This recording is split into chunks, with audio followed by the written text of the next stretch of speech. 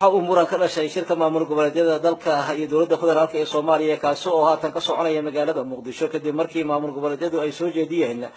inuusan gudoomiyaha gobolka Banaadir uusan la mid ahayn madaxda maamul goboleedyada sidaas darteedna loo baahan yahay in uu ka baxo shirka ka soconaya gudaha magaalada Muqdisho.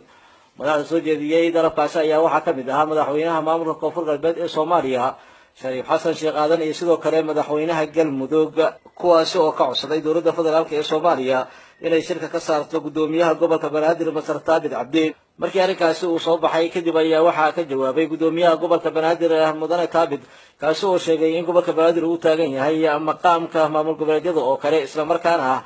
ay ku tiirsan tahay dowladda federaalka ee Soomaaliya iyo dhammaanba maamul goboleedyada qarashka ku baxa kaasi oo laga helo gobolka Banaadir. Ra'iisul Wasaaraha Soomaaliya Xasan Cali Khayre ayaa dhankiisana si kulul uga jawaabay arrinkaasi ay soo jeediyeen maamul goboleedyada waxa uuna sheegay in gudoomiyaha gobolka Banaadir uu yahay mas'uul aan mudnayn in shirkaasi laga saaro maadaama ammaanka gobolka Banaadir uu yahay waxa xilligan laga doodayo. waxa uuna bogaadiyay horumarka uu sameeyay maamulka gobolka Banaadir oo ku tilmaamay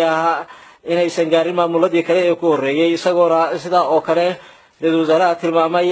in aan loo baahnayn in xilligan shirka laga saaro gudoomiyaha gobolka Banaadir. sidoo kale ra'iisul wasaare Khayre ayaa hogaamiyaasha maamulada kala duwan ee shirka fadhiyay waxa uu weydiiyay haddii ay jiraan cid aan ahayn beelaha u dhashay